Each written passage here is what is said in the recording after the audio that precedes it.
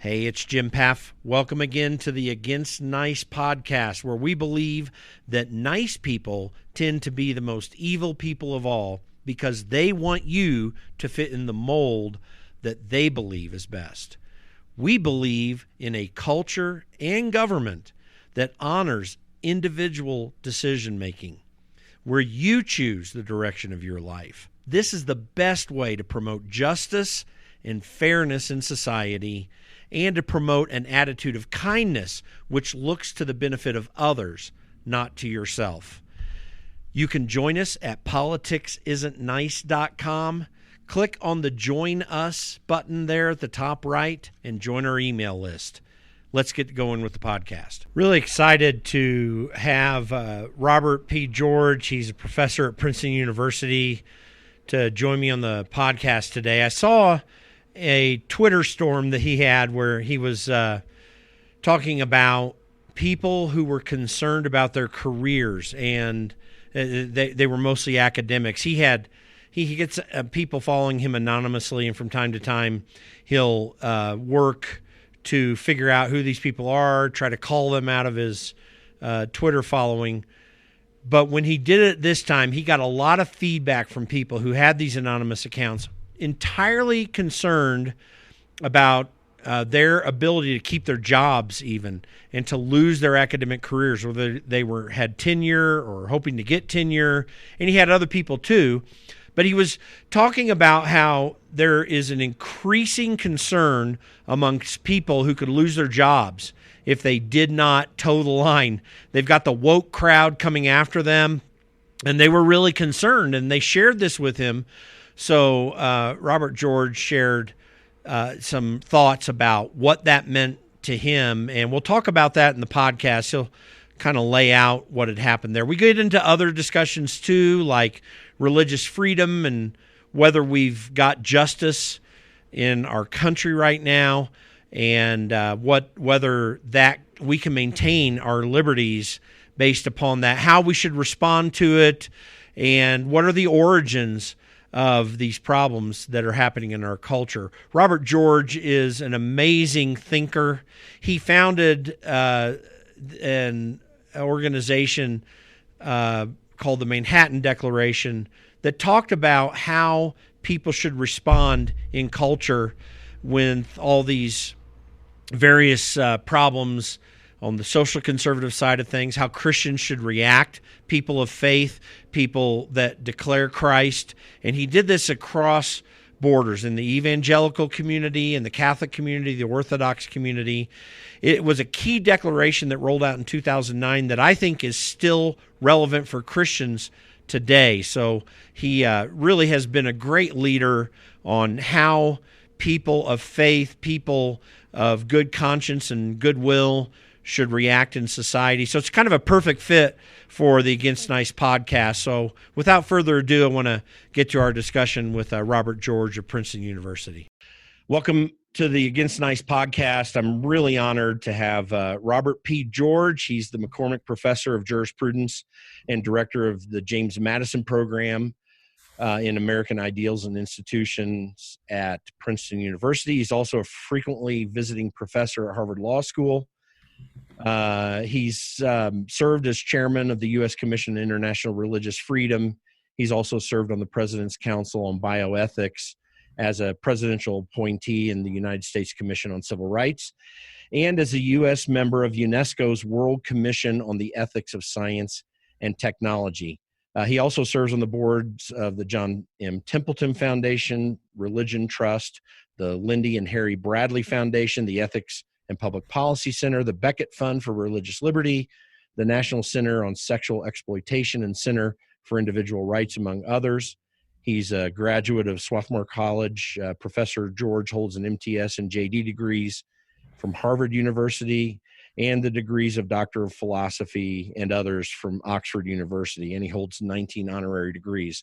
Now, I'm going through all of this because I typically do a shorter bio, but I think all of this is really important to point out because just recently, Dr. George put out a list of tweets kind of addressing problems and concerns and even fears that academics and others are having when he was just asking people who are anonymous, why they're on his why they're following him on Twitter. And it was a surprising, maybe not so surprising, but certainly interesting revelations that people were giving him through direct messages. I saw this and contacted Dr. George just to say, wow, let's talk about this because this is a real problem. We'll detail what that Twitter storm was, but I want to thank you for your willingness to join the podcast and really appreciate what you do and your willingness to be with us today and to talk about this. It's my pleasure, Jim. Thanks for having me on. Thanks.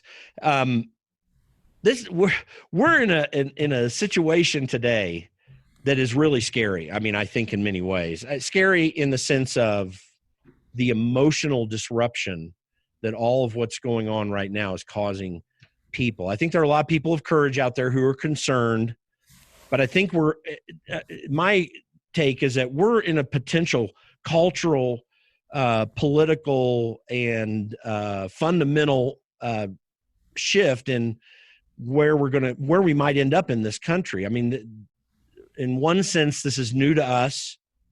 It's consistent with what you've seen historically in other countries. We've never quite seen, I mean, we've had some really difficult times, even culture in this country, but we've never quite seen the type of attack on our culture that we see today. That's my take. Do you agree with that?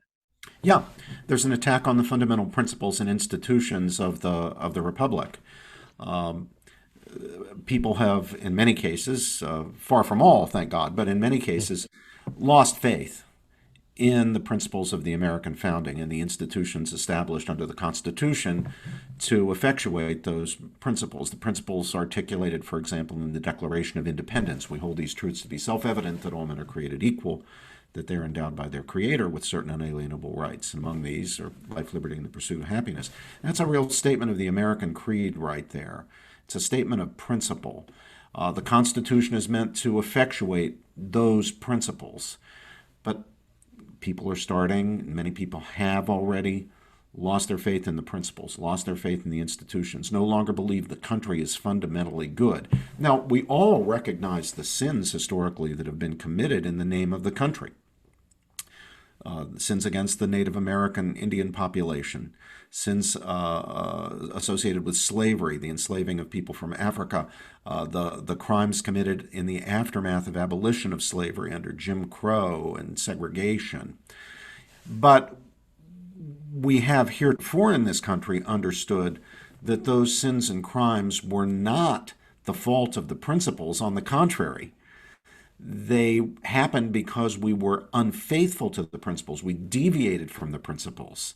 From the very beginning, we deviated from the principles. And so we understood that our history was a history to struggle for greater and greater fidelity to those principles, to overcome the sins and evils in the past. Today, people have lost faith in that, and indeed have, in many cases, lost faith in the principles themselves. Now, there's my big worry.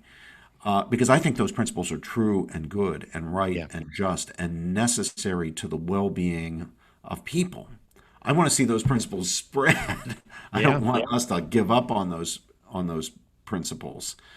But if we do, then they're going to be replaced with something. And I can't see, in my field of vision, I can't see anything that would replace them that would not, in the end, mean oppression and tyranny and shame and disgrace. So I want to fight for those principles and for our institutions. I want to defend them as an American, and in my case and yours, as a Christian. Because we Christians, although we are resident aliens in one sense, we're subjects of another kingdom, at the same time we've understood from the very beginning of Christianity, under Rome, under the Roman Empire, we have understood that we are called to be the very best of good citizens of the political regimes in which we live. That's part of, not the whole of, part of our Christian vocation. So as Christians, as citizens, I believe we need to stand up courageously because courage is required, boldly because boldness is required, and defend those principles and institutions. You know, it's really interesting at this time with this Black Lives Matter push that's taking place. A with a fundamental precept behind their movement. By the way, not the rank and file folks. I'm really talking about the leaders. I think there are a lot of people who want to get involved with the whole Black Lives Matter concept, who have sincere motives, a desire to address some wrongs that they feel are in society, whether rightly or wrongly, and in many cases rightly. But you don't hear an appeal to, as we talk about the imperfections of this country, we don't appeal to an imperfect man, Martin Luther King, who in his whole effort, which was so fundamentally helpful to this society, that he appealed to the Declaration of Independence. He appealed to the Constitution. And of course, he appealed to the fundamental precepts of the rule of law and of justice, not social justice, but justice itself. And if we really want to see, and if they really want to see these changes, it's a new appeal, I think, for those principles, just like Martin Luther King did. I mean, he was fundamentally brilliant in the way that he pursued those concepts as he was trying to find a foundation for a change in civil liberties that Black folks were fundamentally suffering from at that time. Yeah, the message that you just heard me preaching a moment ago, and which was there in that tweet storm that I did on Twitter, Yeah, and that has been in all of my writings, is simply the message of Martin Luther King, which was in turn simply the message of Abraham Lincoln, which was in turn simply the message of the greatest of our founding fathers. King, as you say, like Lincoln before him, constantly repaired to the Declaration of Independence. He didn't reject it. right. On the contrary, he regarded it as, to use his phrase, a promissory note. And he rightly said, it's time to pay on the note. You know, Yeah. that note has been out there since 1776, and we haven't been paying on the note. Now it's time to pay on the note. You know, we abolished slavery, that's good. But that was replaced by Jim Crow, you know, for nearly 100 years. Segregation, racism. Now we've abolished de jure segregation and the Jim Crow system, and that's good. But there's still some after effects and some injustices that need to be corrected. He was absolutely right about that, and that remains the case.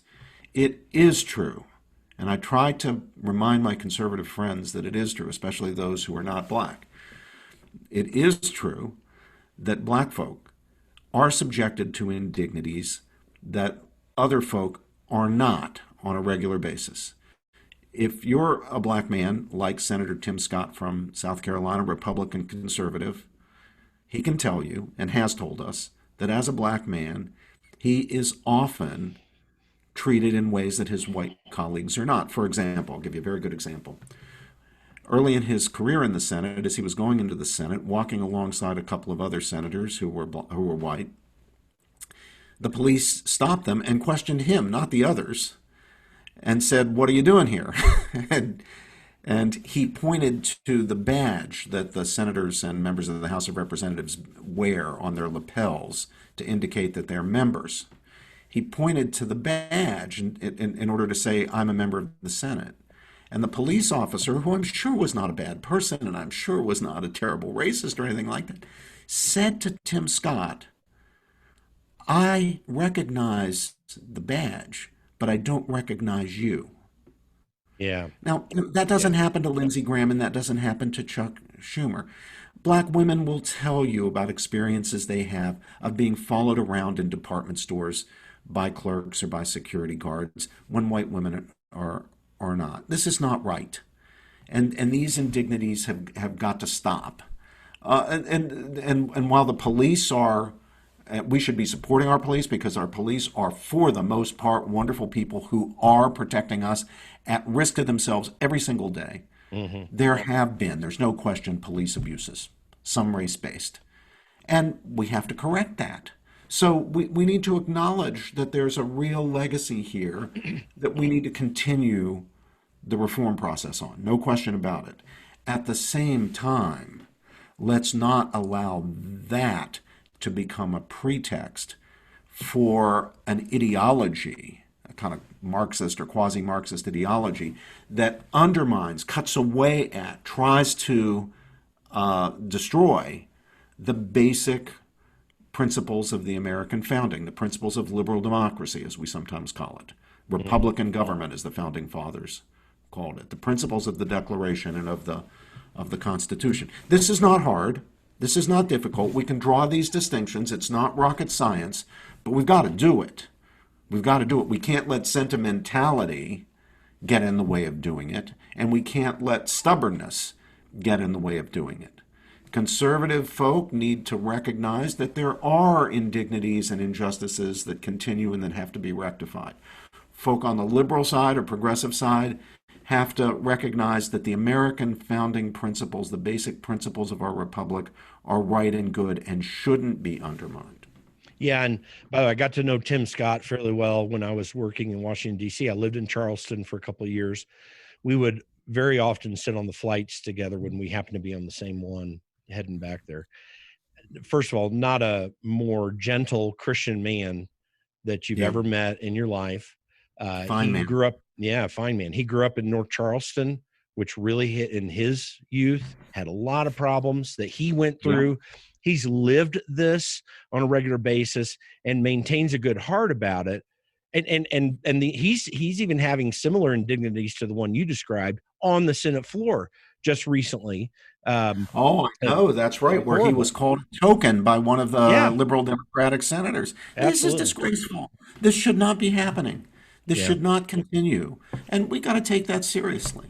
Yeah, we do. I mean, that there's still something in human nature. I mean, as I often say, and I heard that some famous historian said it, but I haven't confirmed it. 6,000 years of recorded human history proves the moral depravity of man.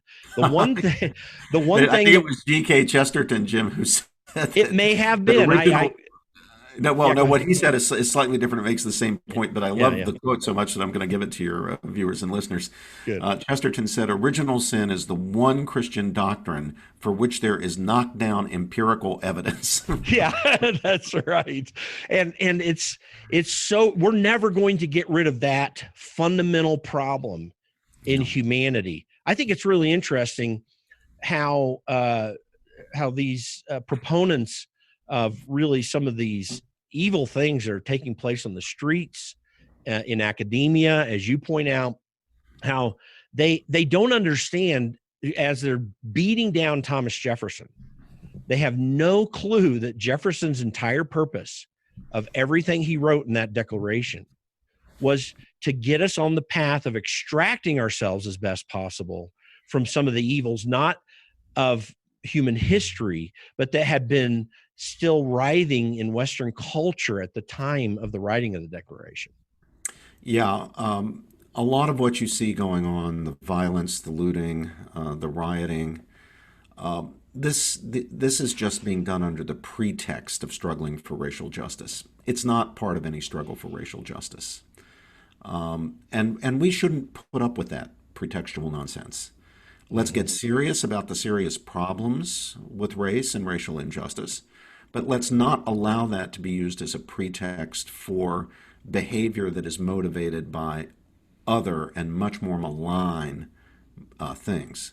We need to be, again, strict about that. I mean, it's not rocket science. It's not hard to figure out what's what here. We know what's going on.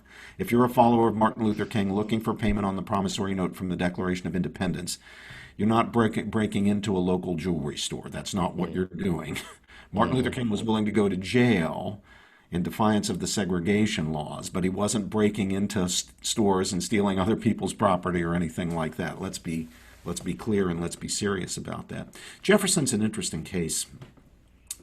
Jefferson did understand that slavery was wrong. In fact, he put it in a way that is almost unparalleled for its insight. Here's what he said about slavery. A slave owner. But here's what he said about slavery. "I tremble for my country when I consider that God is just and that his justice will not sleep forever." Yeah. "I tremble for my country when I consider that God is just," because he knew there would be a punishment on the country for slavery. He almost anticipates what Lincoln would say then in the second inaugural address, where he said, we all knew that slavery was the cause of the war, which had resulted by the time of the second inaugural already in more than 600,000 deaths, and it wasn't over yet. He said, we all knew slavery was part of the war, and then Lincoln, the cause of the war, and then Lincoln says, it's the punishment of God on both the North and South for the sin of slavery. So the great figures of our past, including some who owned slaves like Jefferson and like Washington, knew that it was wrong, but they couldn't figure out how to extricate themselves for it, or their personal weaknesses. Jefferson's desire for a comfortable life. He loved nice things.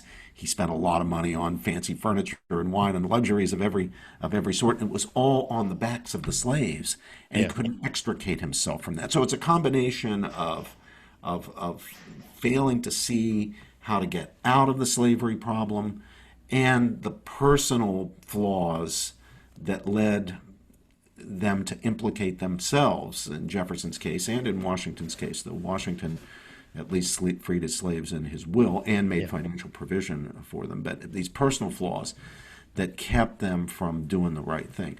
Now, you know what that proves, Jim? One thing. They were human beings like us. Right. You know, if we better be careful about standing in judgment over a man as great as George Washington.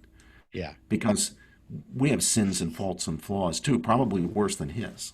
And we don't want to think about that. And it could be generations before a lot of people come to understand, or before people generally come to understand, that some things that people are totally behind and supportive of today are actually grave evils. I mean, the day is going to come when even those on the progressive side are going to understand that the mass slaughter of unborn babies is a grave evil. And then people are going to ask, but how did good people who were so progressive in trying to make an inclusive society stand for the mass slaughter, the dismemberment abortions, the saline abortions, cutting off tiny arms and legs, burning skin off unborn babies? How inhumane, how grotesque, how could they have done it? What we say about slavery, someday that's going to be said about abortion. But there are good people today who support abortion. They're blind to its evil, in the same way people could be blind to its evil in the case of slavery. And in the same way that some people realize there's something wrong with abortion but can't see how we can do something about it. There were people back then who saw there was something gravely wrong with slavery but didn't think we could do anything about it. It was a necessary evil, they thought. Now, that doesn't mean that slavery and abortion are the same thing. They're not. There are many differences. They can't be directly compared, but there are certain respects in which they're alike. And the most fundamental is this: both deny the profound, inherent, and equal dignity of each and every member of the human family. That's what they've got in common, and people have trouble seeing that. Jim, for the whole of history, people have had trouble grasping that very first, most fundamental principle I just articulated: the profound, inherent, and equal dignity of each and every member of the human family. Culture after culture, try to find a culture that affirms it in a consistent and rigorous way. You can't. We have, throughout human history, across cultures, over time, been unable to really honor that principle, despite the fact that it is, at its core, the principle that's articulated right in Genesis 1, right at the very beginning, the very first book in the Bible, the very first chapter, that man is made in the very image and likeness of the divine creator and ruler of the universe, in the very image of God, the imago Dei. That's the foundation of human equality, of human dignity, of the profound, inherent, and equal dignity of each and every member of the human family. But even Christian civilizations have not been able to live up to that. Now, that doesn't excuse anybody, and it certainly doesn't excuse us.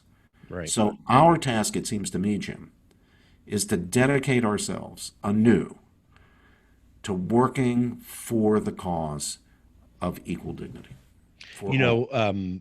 Jefferson, it was such a visceral problem, slavery, to him, that in his notes on Virginia years before writing the Declaration of Independence, he described the problem of slavery as holding on to the dog's ears, hoping it won't bite you, but being afraid to let go.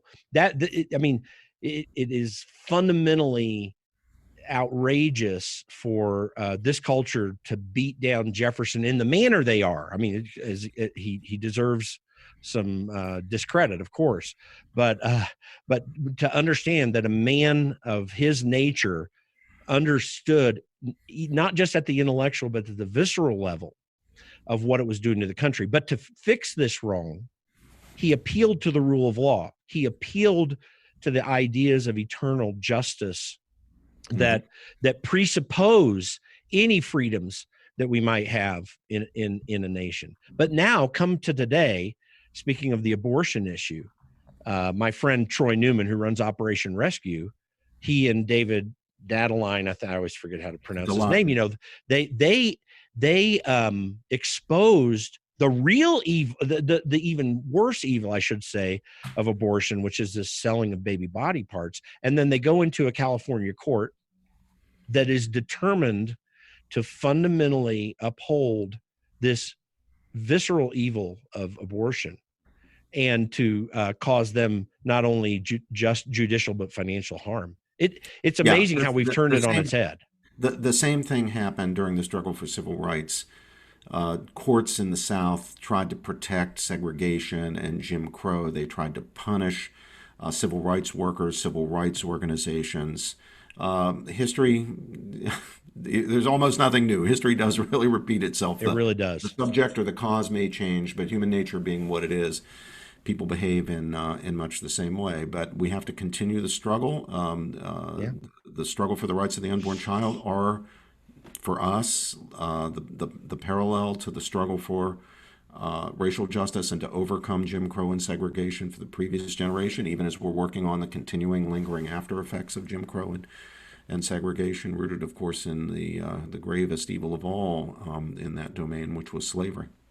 Well, so I think we need to keep. I think we need to keep at it, and we just can't be deterred. Right. And God bless people like David Dalyden for standing fast and being brave and being willing to suffer the consequences. Yeah, and what it reveals is a fundamental misunderstanding of how we abandon the principles of justice, whatever the issue is in history, to get at these selfish, corrupt ideas that mankind often brings forth. Now, this kind of leads me to this. I mean, we do have I am looking at what we're doing in our judicial system right now. I look at this recent case that the Supreme Court decided, the Calvary Chapel Dayton Valley case in Nevada, and I look at, and Judge Gorsuch was brilliant in his one paragraph denunciation of the verdict, because it so obviously contradicts and attempts to contravene the fundamental principles of the First Amendment, the free exercise of religion. And I think that this shows that we have lost the ability to go back to fundamental principles in a way that can bring consistency. I look at the Old Testament and I fear for our country, because the clear judgments of God against ancient Israel for abandoning the principles of justice were harsh. They led to breakdown of their government and society, often with outsiders coming in and for a period of time taking away their freedoms.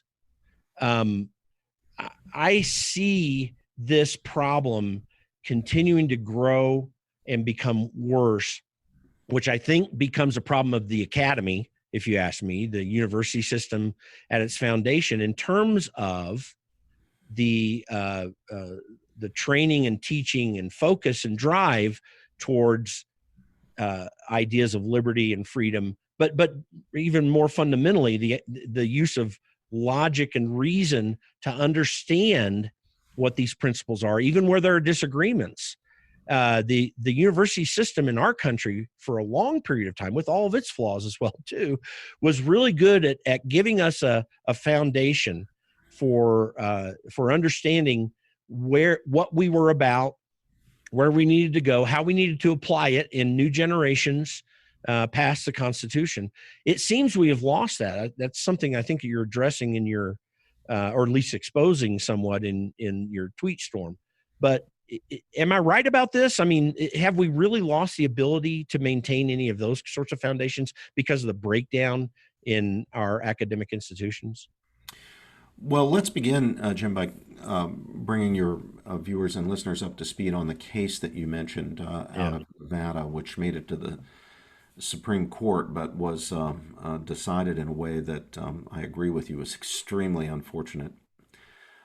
This was a case in which regulations that placed restrictions on worship that were not placed on other forms of organization or getting together, where the regulations were challenged in court by the churches, who simply asked for equal treatment, nothing special.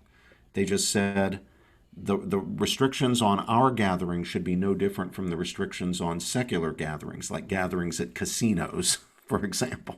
Mm-hmm. And the state refused to recognize that basic principle of fair and equal treatment for institutions of faith. The case went up through the courts all the way to the Supreme Court, where in a 5-4 decision, the court ruled in favor of the state and said that the regulations were legitimate despite the fact that they were unequal. And Neil Gorsuch did file a stinging dissent. It was only one paragraph long, but it just made the point that this was actually a simple case. Yeah. That you cannot treat religion worse than secular activities because it's religion. If you treat religion a certain way, it's got to be consistent with the way you treat secular activities. If you treat secular activities a certain way, you can't treat religion worse. It's really straightforward. And yet, the 4 members of the court on the left all voted to uphold the regulations and were joined, I'm sorry to say, by Chief Justice Roberts. I mean, it was inexplicable to me that Chief Justice Roberts could join that. It's inexplicable to me that the liberals on the court didn't see that there's something fundamentally wrong Yeah. with this disparity of treatment. Yeah. But there it is. It's important, by the way, to recognize states can legitimately, for public health and safety reasons, regulate religious assemblies. They could even shut down churches if they're shutting down all other gatherings. Right. If they've got a good public health reason, it's got to be a compelling reason. You've got to really be, trying to stop a deadly pandemic or something like that. That is, in fact, constitutionally permissible. Some Christians don't understand that, but that is consistent with our Constitution. But you can't do it as a pretext, and you can't treat religion differently or worse than you treat secular gatherings. So if people can get together in casinos, they've got to be able to get together in the same terms in churches. And it was the disparity of treatment that the churches were complaining about. They weren't saying we can be free from all regulations. The state regulates churches all the time perfectly legitimately. There are fire standards, general public safety standards, building inspections. Churches are just as subject to that as casinos or restaurants or any other business, and in some cases even private residences. But you can't treat religion worse. You can't disfavor religion. You can't discriminate against religion. And that's what was going on in the Nevada case, and that, unfortunately, is what was upheld by the Supreme Court of the United States. That decision's got to get reversed. I mean, we need to take that one out. That is a disgraceful decision. So then, before we get into the whole issue of academic freedom, first of all, Gorsuch appealed to the First and 14th Amendment, I think, by implication in his dispute, the fair treatment and right to express your religious in the public square. But let's quickly to the matter of civil disobedience. I mean, does this not call for civil disobedience? John MacArthur over in Los Angeles, in his church, large church over there, is holding services in contravention of not only the California orders, but by implication to the Supreme Court case. Is this a time for civil disobedience as this sort of thing is playing out during this COVID-19 situation? Well, the model that we've come to use here is Martin Luther King, who did practice civil disobedience, and sometimes the time comes. I mean, certainly civil disobedience is required when the state government, whether it's state or federal, I mean, Yeah. state in the sense of the government, Yeah. is requiring you to do something morally wrong, something unjust or otherwise morally wrong. You can never comply with that order. So that's a case where automatically you have to Right. engage in civil disobedience. But that's not what's going on here. Here we have a restriction on our freedom that is unjust. And here our obligation is to first work through the ordinary established processes of Republican democracy to rectify the problem. Our first step in these sorts of situations, in my view, should not be to civil disobedience. We need to try. We need to give the system a chance. But at the end of the day, if it cannot be reformed in that way, then I think we have to soberly assess, and I'm not going to offer a judgment right now because I think it would take a sober assessment. We have to sit back and think and talk about whether the offense here, the discrimination, the injustice, is grave enough to warrant civil disobedience. Now, Martin Luther King famously said that where you break the law because you feel you must as a matter of conscience, you have to do so lovingly, that is not in a spirit of anger or hatred. Mm-hmm. Openly, that is not secretly. Mm-hmm. And with a willingness to bear the consequences. King was willing to go to jail. He did go to jail in Albany, Georgia. He went to jail in Birmingham. In Albany, by the way, he was bailed out by Billy Graham. People don't know that, but he was. I love that. I love that. So I think at that point, if it comes to that, and people in conscience, whether it's Pastor MacArthur or whoever it is, decides, we've tried to reform the system, we've tried to do what's right here, we've tried to go through the normal processes of our deliberative democracy. The injustice continues. The only way now, our only last resort, our only way of fighting it is by practicing civil disobedience. You got to be prepared to bear the consequences. You got to be prepared to go to jail. These types of responses are becoming more and more commonly placed before us, or at least a consideration of them, as we work through the COVID-19 response in governments, and again, as it relates to this religious liberty thing. I'm curious, but again, I want to get to your tweets and university things in just a moment. But one last thing: are we seeing in your legal judgment a real, either unconstitutional, whether it's the federal or state constitutions, are we seeing a real overreach in these governors who are placing these restrictions on people? I think a lot of people are struggling with, why do I have to wear a mask? Is it really scientifically there? I think this appeal to science that is usually appealing to people, it happens in climate change and other places as well, that appeals to people flawed as they are, sometimes being quite wrong, as I think much of the scientific prescriptions going into this were quite wrong. Are these governors overreaching? I mean, we've never had quite this kind of a political and governmental response to these sorts of pandemics ever in this country. So, sober assessment is needed here. Now, there are three factors people have to carefully take into account. One is science, the real science, not the fake science. Yeah. And in the case of COVID-19, the science is still somewhat unclear. We do not understand nearly as much about this virus as we need to understand. But we need to do our best to understand the science. That's number one. Number two is democracy. Decisions, even when they are based on disputes about the science, need to be made democratically. Not by edicts, not by governors issuing edicts, not by presidents issuing executive orders, but democratically. The legislatures have to step up to the plate here and do their jobs, whether it's the state legislatures or the Congress. You cannot let governors and presidents act like kings. Doesn't matter whether you like the governor or like the president or dislike him. Right. What matters is he's not a legislator. It's not up to him to make the law. So there's science, there's democracy, and three, there's individual freedom. What's protected, for example, in our Bill of Rights, especially in our First Amendment, like the right of assembly, like the free exercise of religion, like the freedom of speech, all of which are in play, of course, in this controversy. Now, states may legitimately enact public health and safety laws. They can restrict individual freedom, but they need good reasons for them.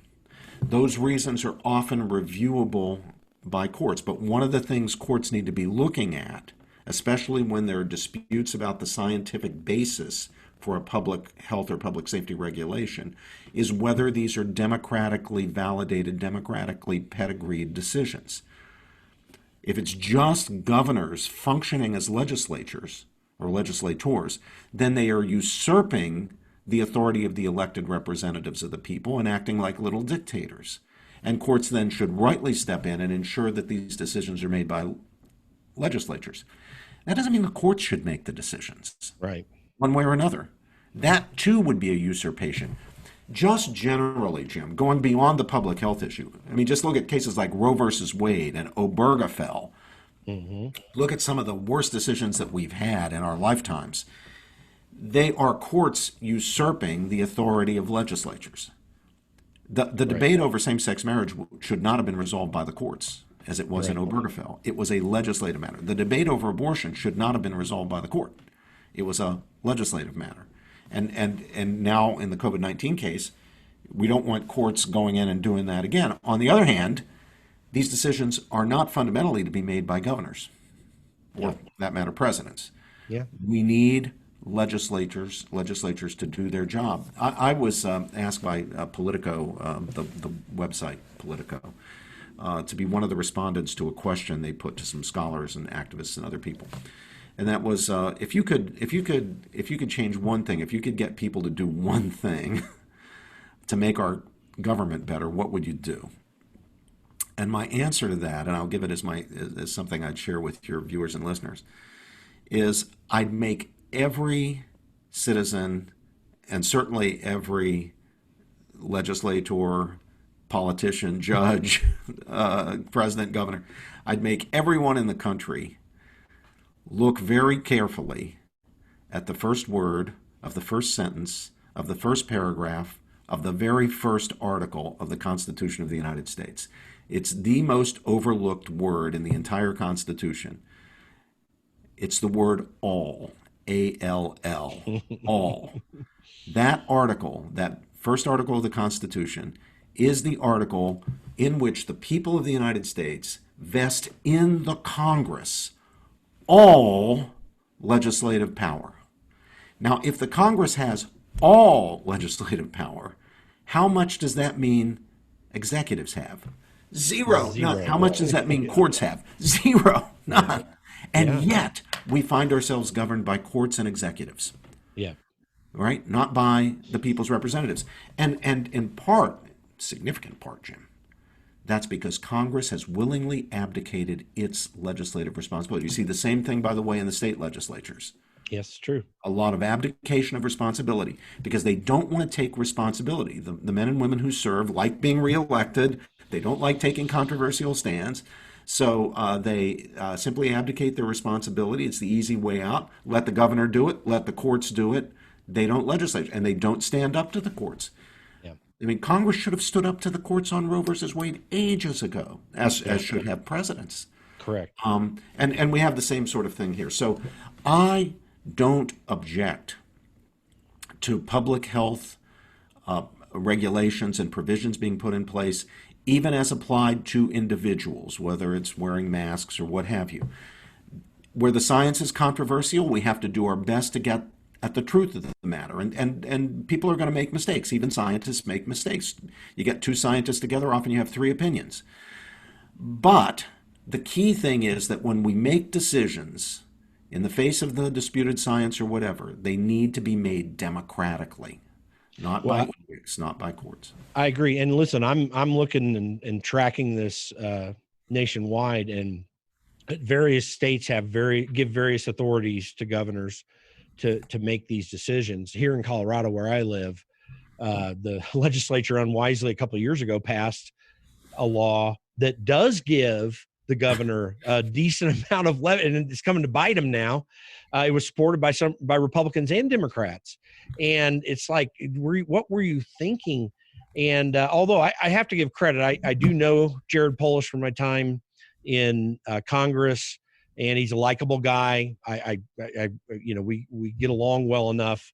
But and he's gone much farther than I thought he should. But he's also laid back a little bit in compared to some other Democrat governors out there. So, some kudos to him. But I just think when you give these guys and gals these authorities, it can go way too far. Oh, yeah. And this is what people are complaining about. And by the way, most of these executive edicts, state by state, are arbitrary in nature. I mean, they aren't based on science. They claim science in as a verbal matter, but as a practical matter, they don't even implement it according to what they're even hearing from the scientists that they appeal to. Yeah, it's very funny in our politics. I mean, it's funny in a gallows humor sort of sense. Yeah. It's sad but funny that in our politics, people will appeal to science as if they've got all the answers. Yeah. And then sometimes they will ignore the science when it's looking them right in the face. If you look at the question of abortion, when does the life of a new human being begin? Well, there is a question that science not only can answer, but has answered. We know the answer. Right. And when the discussion is simply among embryologists or developmental biologists, and no one's thinking about or talking about the abortion issue, they'll give you exactly what the right answer is. And we all know it. The science is actually clear about the life of the child in the womb. That's not a potato in there or an alligator. It's not some potential human being. It's a human being developing, right? Just in the same way that a newborn baby is a human being developing, or an adolescent child still developing toward adulthood. And yet, the progressives, as they call themselves, who sometimes are all hepped up on the importance of science, and science is real, and they put signs in their yards saying science is real, and they claim that the conservatives won't follow the science on climate change and so forth. They don't want to get anywhere near the science of embryology. They don't want to know the truth as revealed to us by science, not the Bible, not the church, not the ecumenical councils of the 4th century, but 20th and 21st century science. They don't want to hear it. Well, even worse, of people of goodwill, whether they have a lot of experience in the science that concerns them when these conclusions are drawn, they don't understand that they actually can't address this. The scientists are experts at the inductive process of the scientific method. I love R.C. Sproul, just one of the, learned so much from him, listening to him quite a bit. He also always would say this, he'd say, it's very obvious I'm not a physicist, but I am very interested in where the realm that I can operate, he said, is on the deductive side of the scientific method, that using logic and reason to test the conclusions that are being laid out in the public. Individuals, no matter whether they have a college degree, can look at, for example, the science of embryology and can rightly make the statement, it is interesting. Here's one thing I know. I've never even went to college, but here's one thing I know. When the sperm and the egg connect, that is not going to become an elephant. It's not going to become as any other form in the animal nature. If it goes to term, it will be a baby. I mean, someone didn't go to high school can come to that conclusion. And it's a rational conclusion that rebuts, I think, effectively these arguments that these insane arguments sometimes that are, and illogical arguments that are made for why that baby can be destroyed in the womb. Yeah, there was a time when we didn't know the answer to those questions. Sure. The best we could do was guess. Even the greatest figures of intellectual history, like Aristotle, St. Thomas Aquinas, who talked about issues of human development, for example, but really did have to guess, and they did their best with the information available to them, but they didn't get anywhere really near the truth.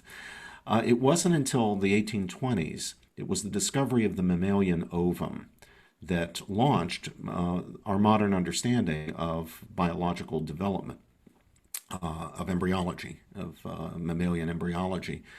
But once that discovery was made, the science pretty much unfolded from there, and Yeah. it revealed all the mysteries to the point at which it was simply unjustifiable in 1973. Even as early as 1973, it was just unjustifiable for Harry Blackmun and his fellow justices on the Supreme Court who joined him in the Roe versus Wade opinion to make the claim that there's some mystery about when the life of a human being begins. There was no mystery, even in 1973. And we do know more now, even more now, but we knew enough then to know that the life of a human being, at least a newly conceived human being, is what you get at conception. That's what the term conception means. You've conceived a new member of the species, a whole new Right. member of the species. Whether it's if it's an elephant, then it's an elephant species. If it's human, it's the species Homo sapiens.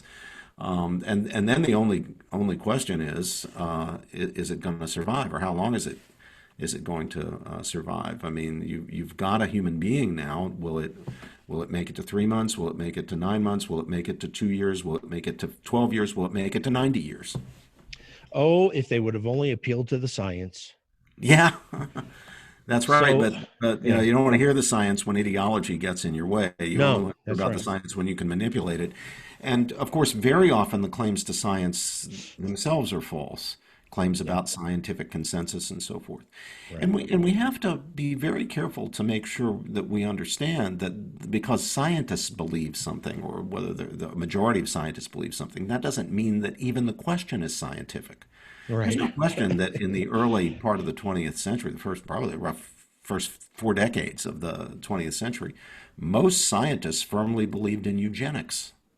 Yeah. Did that mean there was a scientific basis for eugenics? Absolutely not. Well, by the way, It this is was a an normal logical. ethical judgment, not a scientific judgment. The fact that a bunch of scientists believed it was neither here nor there. Well, by the way, I mean, this gets to a core of something that hopefully, if you're ever willing to come back, we can talk about in more detail. But I mean, this is a basic logical fallacy that is being promoted in the public sphere as some great idea of wisdom. I mean, it's the appeal to authority fallacy that really can, when we don't understand what human nature is, we don't understand that even the most brilliant of people can make mistakes.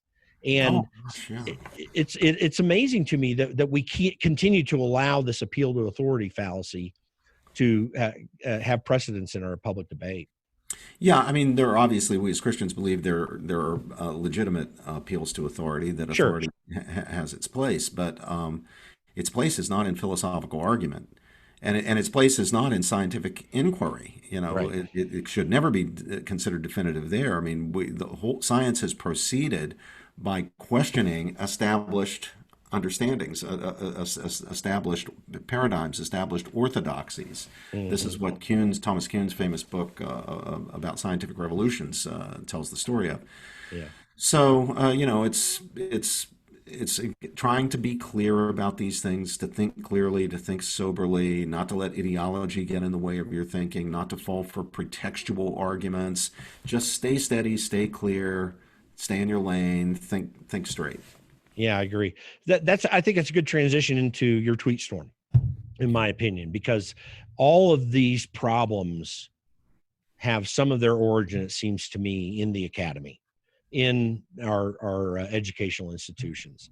And one of the things that has made it far more difficult as time goes on to grapple with these concerns in a way that leads us to proper conclusions in spite of our biases is to have a strong academic community where people who will have certain amounts of authority or work in critical areas of society, whether it's in the liberal arts or the sciences, we need to have a a free institutional approach to allowing people to work in their minds. You know, there was a time in education where the purpose of education was to teach people how to think, teach them how to come to good conclusions that are useful for whatever their pursuit might be.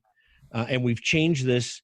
And there's always some degree of indoctrination in the academy, to the extent that we are trying to come to some goal and end in in educational pursuits. But we've kind of turned that into really a more propagandistic approach. So I'll give you an example. I went to Indiana University. By the way, quick side note, I went to the Webb School in Bell Buckle, Tennessee. Princeton's famed honor code had its origins from graduates of my high school back in the Woodrow Wilson administration. I did not know in that. Princeton. Yeah. And so I'm passionate about this subject because we were kind of an Ivy League feeder school, had more Rhodes Scholars than even every school but Phillips Exeter when I was attending that high school. So a long academic tradition. And when I got to college at Indiana University, I remember I was taking a political science course. I majored in English, but I was taking a political science course. And a guy named Byram Carter, who's since passed away, he was briefly a chancellor during the worst part of the 60s. He was teaching John Stuart Mill and utilitarianism, knowing I was a conservative.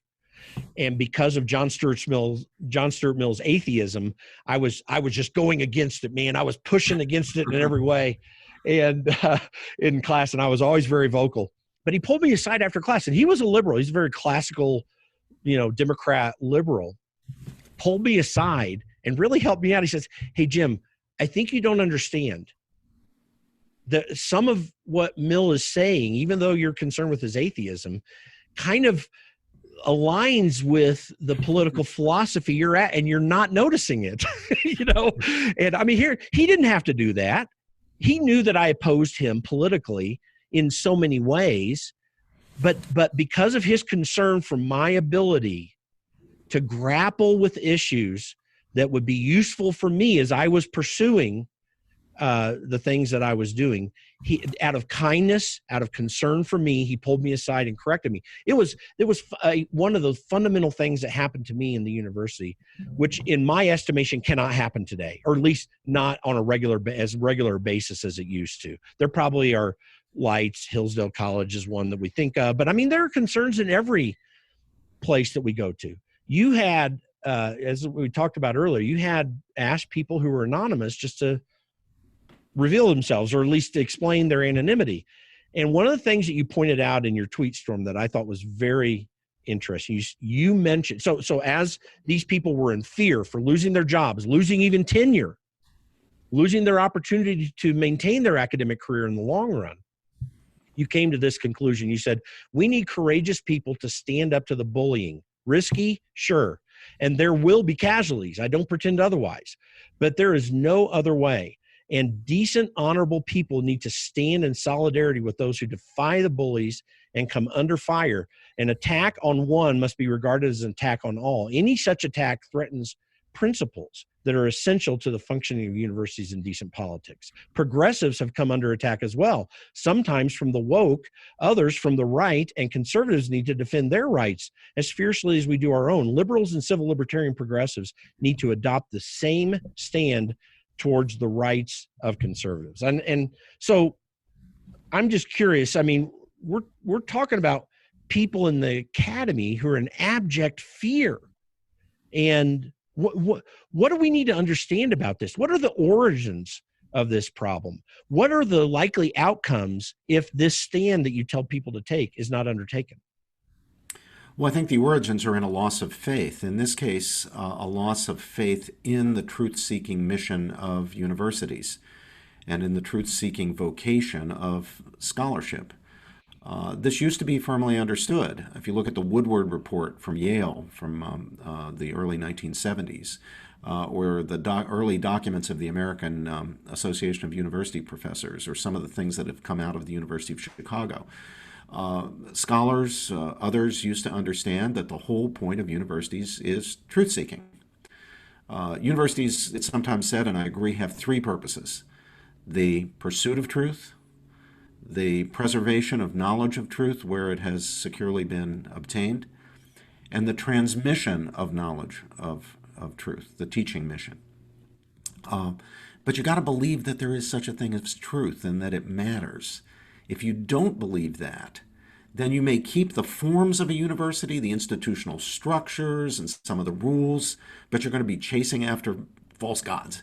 You're going to turn the university into a trade school, trying to train nothing but future technocrats, or into a social justice catechism class in which you try to train community organizers and social activists.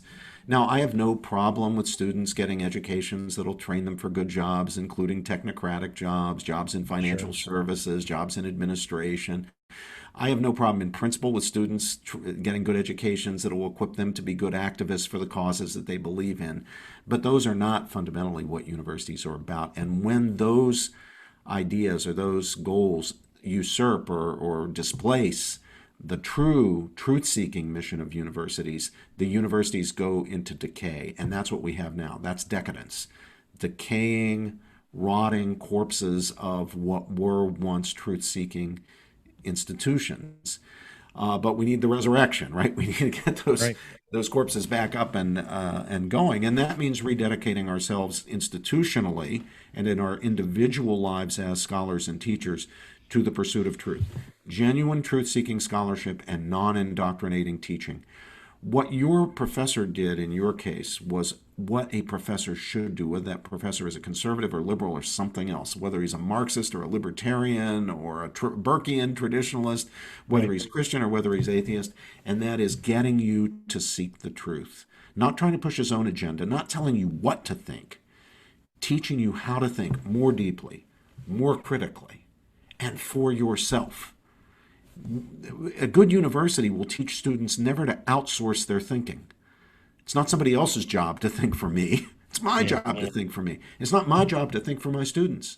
It's their job to think. My job is simply to help them to think again more deeply, more critically, and for themselves. And one of the main, most fundamental, I think, uh, treatises, actually a collection of lectures that it began to help us see this problem developing as far back as the 1940s, is C.S. Lewis's book, The Abolition of Man, where he described the academy changing from what you described to something trying to create a certain sort of person that was proscribed or prescribed by those in the institutions. And he talked about taking out the organ but demanding the function, and extracting the heart from young people, and instituting in them almost a robotic mentality towards things. He Yeah. was seeing this back in the 1940s. It's rather prophetic, actually. Well, the net result of it all is a kind of weird dogmatism. As a Christian, I believe that there's a place for orthodoxy. Yeah. There are Orthodox Christian beliefs, and then there's deviation from orthodoxy. If you're a Christian, you ought to believe that Jesus Christ is the Son of God. That's the Right. Orthodox teaching of the faith. If you don't believe that Jesus Christ is the only begotten Son of God, then you're just really not a Christian. You can say you're a Christian, but you're not. That kind of heterodoxy undermines the authenticity of your claim to be a Christian. But we shouldn't transfer that to the educational process, at least in institutions that claim they're non-sectarian, that they're not pushing a particular religious or ideological agenda. There, we're interested in the unrestricted pursuit of truth.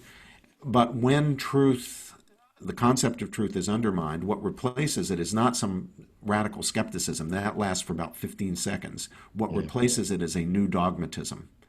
It can be a right-wing dogmatism or a left-wing dogmatism, but it will be a dogmatism, and dogmatism is antithetical to the truth-seeking process. You need intellectual humility. You need the understanding that you could be wrong about something. You need the understanding that somebody who challenges your view might actually be right or partially right, or you might in any event be able to learn something from that person, even if they're wrong. So you should listen to their challenge, you should entertain it, you should take it seriously, and you certainly shouldn't try to silence them or get them fired. Today, people are being silenced, people are being fired for stepping out of line, for saying the quote wrong thing, or the quote wrong thing in the quote, or the quote right thing in the quote wrong way, or for not saying something, or not saying something with sufficient vehemence or sufficient force. These are outrageous assaults on the integrity of the academy. We have academic freedom for a reason. The reason is for the university and the scholars in the university and the students to be able to prosecute the truth-seeking mission of the university. Where academic freedom is undermined, you cannot do that. You just become a catechism class, and that's just not what universities should be. And there's a great loss to the entire society when they degenerate into that, whether they're Marxist or fascist or whatever they are. They're just not truth-seeking institutions anymore. They're training camps for ideologues. But people do live in fear because that we've gone too far in the direction of indoctrination. We've deviated too far from the principles of academic freedom. Even people with tenure wrote to me when I invited people to explain why they were anonymous. I like to clear out my anonymous interlocutors' accounts from time to time because I want to know who I'm dealing with here. But I let people write to me to, if they want to retain their anonymity, to tell me who they are or to explain why they're anonymous. I'll respect their privacy. But when people wrote to me, even people with tenure were writing to me saying, I'm afraid to say what I really think. I'm afraid to actually speak my mind because my tenure could be revoked. I could be fired, or if I don't have tenure, I won't get tenure, or if I'm trying to make a career in academia, I'm not going to be able to make a career. And it wasn't just academics, Jim. The majority were academics or people aspiring to academic careers. But a surprising number were from business and other walks of life who said they just feel constrained. They can't speak their minds, that the professional consequences to them, or in some cases personal consequences to them, would be too terrible to bear. Well, how do you run a democratic republic when people can't speak their minds? The whole reason for the freedom of speech protection in the First Amendment is to enable the republic to function by enabling people to speak their minds. But where that's undermined culturally and socially, even if it's formally legally protected, where it's undermined culturally and socially, you lose the effect.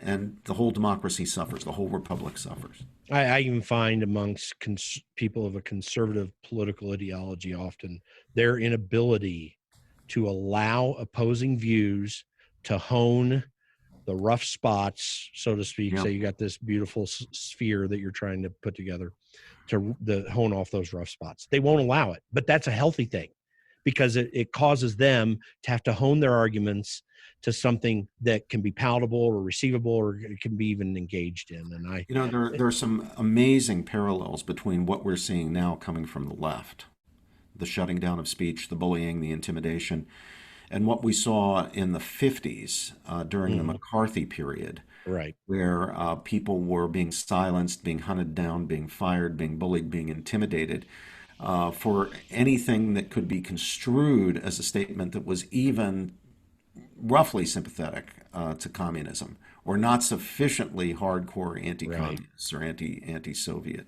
So even the most noble causes can be corrupted and discredited by bad behavior in the pursuit of them. When your mother taught you that even a very, very, very good end doesn't justify an evil means, that's what she had in mind. Anti-communism was a noble cause, a great cause. Yeah. When you think of the great harm communism did, the death toll far exceeding what Hitler managed to pile up.